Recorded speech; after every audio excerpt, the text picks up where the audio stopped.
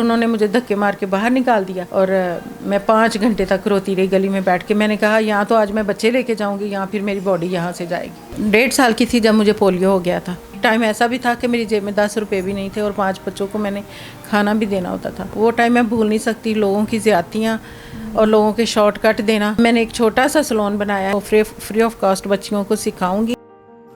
Red button پر click کر کے اور بیل آئیکن کو پریس کر کے ڈیجیٹل پاکستان کے سبسکرائبرز بننا مت بھولیے تاکہ ایسی انٹرسٹنگ ویڈیوز آپ کو فیوچر میں بھی ملتی رہے. السلام علیکم, میں ہوں کائنات شاہ اور آپ دیکھ رہے ہیں ڈیجیٹل پاکستان. آج میں آپ کو ملواؤں گی ایک ایسی خاتون سے جن کے بیوہ ہونے کے بعد ان کے سسرال والوں نے ان کو چھوڑ دیا. 5 بچوں کو پالنے کے بعد انہوں نے ایک بیوٹی سیلون کھولا اور اس کو کھولنے کے بعد 10 سے 12 ملازمین ان کے پے رول پر ہیں. آئیے ان سے بات کرتے ہیں. کیسے آپ نے یہ سوچا کہ کس طرح سے آپ یہ سٹارٹ اپ کریں گی؟ مطلب اتنی موٹیویشنل جو ہے یہ ایک کہانی ہے میرے لیے بھی اور آپ کے لیے بھی کہ آپ نے اتنے لوگوں کو سوسائٹی میں, معاشرے میں جو ہے نا آپ نے موٹیویٹ کیا ہے. تو آپ کیا کہنا چاہیں گی کہ آپ نے یہ پارلر کھولا ہے اور کس طرح سے آپ نے اس کو کنٹینیو کیا؟ پہلے تو کائنات میں بتاؤں کہ میں 1.5 سال کی تھی جب مجھے پولیو ہو گیا تھا. اس کے بعد 6-7 سال کی ہوئی تو جب بچہ ہوش سنبھالتا ہے تو پتہ چلا کہ میں نارمل بچوں کی طرح نہیں چلتی. تو میرے پیرنٹس نے مجھے ایڈمیشن لے کے دیا اسکول میں. تو میں میٹرک ابھی کر رہی تھی, میٹرک میں تھی تب کسی فوتگی میں میری امی جان گئی افسوس کے لیے. اور افسوس کرنے کے لیے گئیں, جو میرے ہسبینڈ تھے ان کی بیوی فوت ہوئی تھی تو اس کا افسوس کرنے گئی تھی. تو وہاں انہوں نے کہیں رشتے کی بات کی کہ یہ 50 سال عمر ہے اور سارے بہن بھائی الگ الگ رہتے ہیں اور مطلب اس کی اتنی پراپرٹی بھی ہے, یہ وہ, تو ہم نے شادی تو کرنی ہے, اس کی کوئی ایسی عورت مل جائے. امی کے ذہن میں خیال آیا ہوگا کیونکہ ہم 7 بہنیں اور 2 بھائی اور دوسرے نمبر پہ میں تھی. پہلے ایک باجی کی شادی تھی, اس کے بعد میں تھی. تو امی نے وہاں کہہ دیا کہ میری بچی اس طرح پولیو کی پیشنٹ ہے, تو اگر آپ دیکھنا چاہیں تو دیکھ لیں, ہم کر دیں گے. تو وہ 2-3 دن بعد آئے تو وہ تو دیکھ کے خوش ہو گئے کہ چھوٹی سی بچی ہے, تو اوکے کر گئے. 3 ماہ بعد میرا نکاح ہوا. تو مجھے نہیں بتایا گیا تھا کہ ان کی عمر اتنی زیادہ ہے, مجھے یہ کہا گیا تھا کہ بس تھوڑے سے بڑے ہیں آپ سے. نہیں تو آپ کے جو والد صاحب ہیں ان کی عمر کیا ہے؟ میرے ابو کی ایج تھی اس وقت 48 اور میرے ہسبینڈ کی ایج تھی 50 یعنی 50 ایئرس. مطلب آپ کے ہسبینڈ کی ایج آپ کے والد صاحب سے بھی 2 سال بڑی تھی. اور میں نے پہلے دن ان کو گاڑی میں بیٹھ کے ہی دیکھا کہ یہ میرے ہسبینڈ ہیں اور یہ تو میرے ابو سے بھی بڑے ہیں, اور میں چیخ کے رو رہی تھی اور یہ بھی نہیں کہہ سکتی تھی کہ یہ میرے ساتھ کیا ہوا ہے, لیکن رو تو اسی بات کو رہی تھی کہ یہ ہوا کیا ہے. اس کے بعد شادی کر کے بھلے گھروں کی لڑکیاں جو ہے وہ چلی جاتی ہیں جب تو اپنے ماں باپ کی عزت کے لیے اپنی زندگی بھی قربان کر دیتی ہیں. یہی ہوا میرے ساتھ.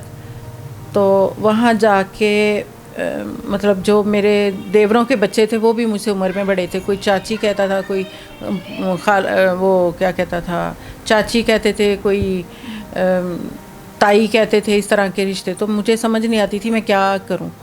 اس کے 1.5 سال بعد میرا بیٹا پیدا ہوا بڑا. تو تب میرا دل تھوڑا سا لگ گیا کہ میں ماں ہوں. ماں آپ کو پتہ ہے بچہ جان ہوتی ہے ماں کی. تو میرا دل لگ گیا تھا.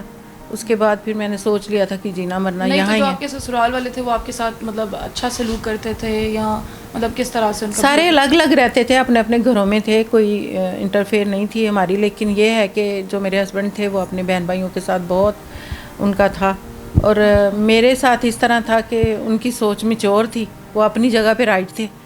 میں ٹھیک نہیں تھی اس لیے کہ میری ایج بہت کم تھی, بچپنا تھا ابھی, ہماری آپس میں بنتی نہیں تھی اتنی زیادہ. پھر 10 سال بعد ان کی ڈیتھ ہو گئی. جب تک میرے 5 بچے ہو چکے تھے, 3 بیٹے اور 2 بیٹیاں.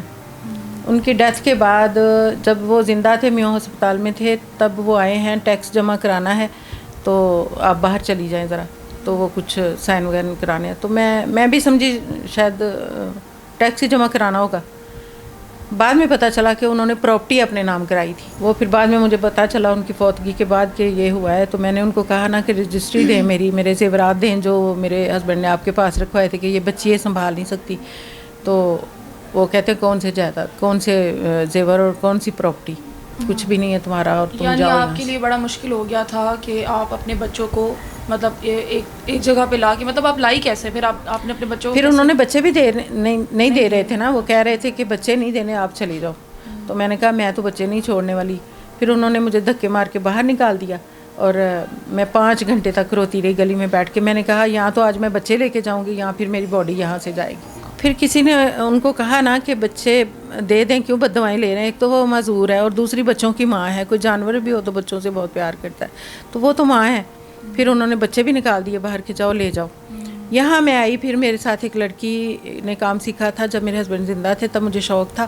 تھوڑا عرصہ میں گئی تھی پارلر نا, تو وہ لڑکی نے مجھے بتایا تھا کہ یہاں اس کی پھپھو رہتی ہے اس ایریے میں, تو ادھر پارلر کوئی نہیں ہے, اگر یہاں کھولو گی نا زبیدہ تو بہت چلے گا.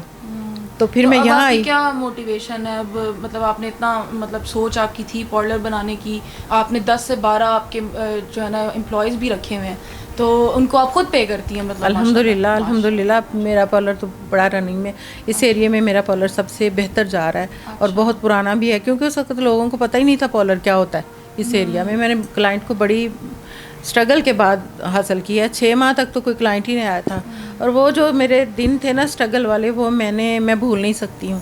کہ ایک ٹائم ایسا بھی تھا کہ میری جیب میں 10 روپے بھی نہیں تھے, اور 5 بچوں کو میں نے کھانا بھی دینا ہوتا تھا, کرائے پہ گھر تھا, کرائے پہ دکان تھی, سارا بڑا مشکل تھا وہ ٹائم میں بھول نہیں سکتی. لوگوں کی زیادتیاں اور لوگوں کے شارٹ کٹ دینا, روز آفر آنی. اب جو لوگ زیادتیاں کرتے تھے پہلے, مطلب جو ہوتے تھے, اب ان کا کیا ریئیکشن ہے آپ کے اب تو ساتھ؟ بڑے اچھے ادب سے بولتے ہیں, بڑے احترام سے بات کرتے ہیں, اور میں بھی کہتی ہوں کوئی بات نہیں ہے. ان کا کیا ان کے ساتھ, میرا کیا میرے ساتھ. میں رو کے اگر گزر جاتی تھی, میرے گھٹنے چل جاتے تھے, گرتی تھی, بلڈ نکل آتا تھا, تو اس وقت میرا مذاق اڑایا جاتا تھا.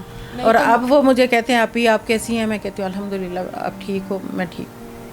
مطلب معاشرے میں جو ہے نا ایسی زیادتیاں, ایسے جو ہے نا سٹوریز بڑی دیکھنے کو ملتی ہیں, تو ان لوگوں کے لیے کیا پیغام ہے آپ کا, کہ آپ کیا بتانا چاہیں گی کہ کس طرح سے, کہ کیا ذریعہ ہونا چاہیے کام کے لیے, یا جیسے آپ نے جس طرح سے نیکی کما کے کام کیا وہ ذریعہ ہونا چاہیے, یا مطلب اور بھی بہت ذریعے ہیں؟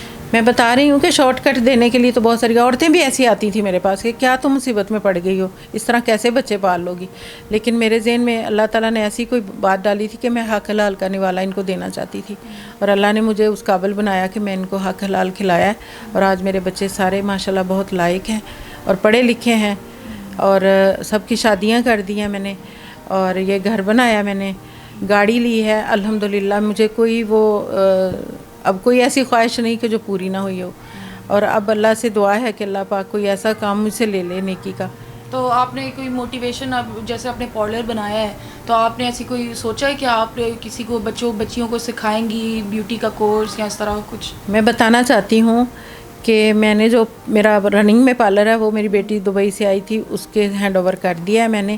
اب میں نے ایک چھوٹا سا سلون بنایا ہے جو میں فری آف کاسٹ بچیوں کو سکھاؤں گی. وہ میرے پاس آئیں, فری ان کو سکھاؤں گی, یونیفارم بھی دوں گی, اور آگے چل کے میں کچھ ایسا کرنا چاہتی ہوں کہ اللہ مجھے اپنے بندوں میں چن لے, کوئی نیکی کا کام مجھ سے لے لے, اور مجھے میرا نام کوئی رہ جائے دنیا میں. اچھا, ایسی عورتیں جن کو آپ دیکھتے ہیں, مطلب میں دیکھتی ہوں کہ جیسے آپ نے ڈسیبل ہونے کے بعد اتنا سارا کام کیا ہے, آپ نے اسٹرگل کی ہے زندگی میں, تو میں یہ کہنا چاہتی ہوں کہ مطلب جو عورتیں گھر بیٹھ کے کہتی ہیں کہ ہم بس گھر بیٹھے بیٹھے ہمیں پکا پکایا مل جائے, تو ان لوگوں کے لیے, ان عورتوں کے لیے آپ کا کیا میسج ہے, کیا پیغام؟ وہ اندر سے بہت کمزور عورتیں ہیں. اندر سے کمزور نہیں ہونا چاہیے, انسان کے اندر ول پاور ہونی چاہیے. اگر ول پاور ہے تو آپ بہت کچھ کر سکتی ہیں. میں خود ایسی عورتوں پہ بڑی حیران ہوتی ہوں کہ جو نارمل ہیں, چل پھر سکتی ہیں, صحت مند ہیں, اور وہ بھیک مانگتی پھر رہی ہیں, یہ رونا دھونا ہم کیا کریں, کہاں سے لائیں, ہماری ہیلپ کی جائے, فلاں کیا جائے. میں چاہتی ہوں کہ ایسی عورتیں اپنے اندر طاقت پیدا کریں کہ وہ معاشرے کے سامنے آ کے کچھ کر کے دکھائیں ان کو.